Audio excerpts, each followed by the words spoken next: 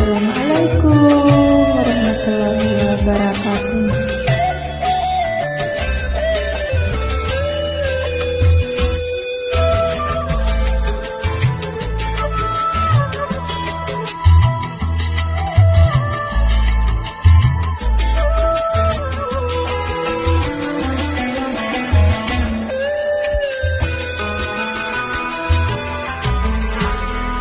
Haruskah aku menerimamu, sedangkan hatimu tak mencintaiku?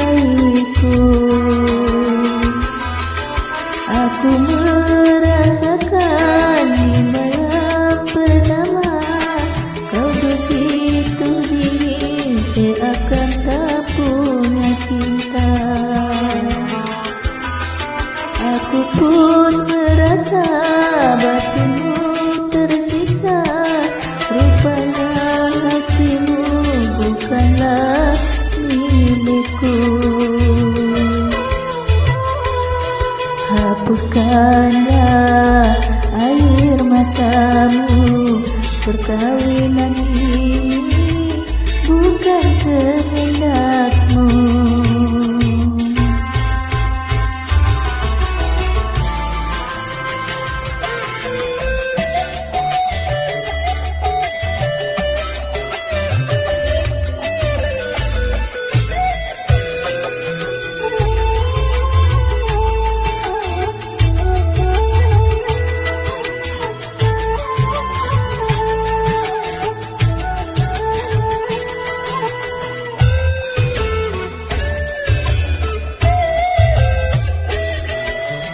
Untuk apa tubuh yang indah tanpa kemesraan, bagaikan boneka?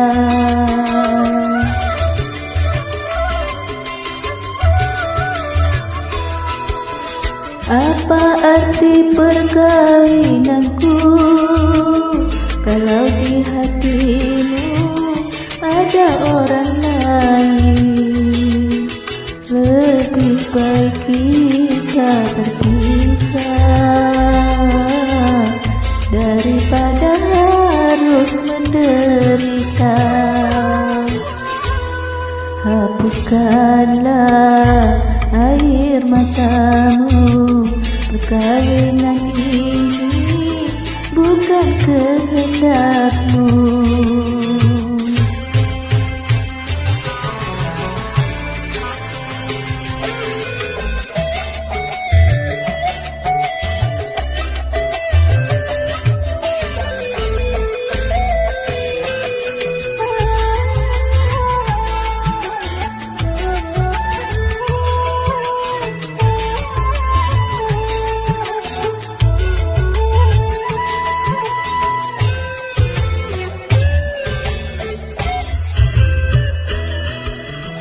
Untuk apa tubuh yang indah tanpa kemesraan, bagaikan boneka?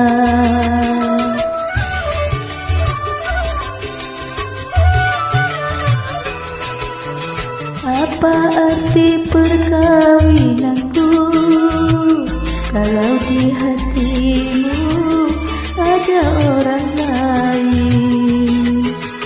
Lebih baik kita berpisah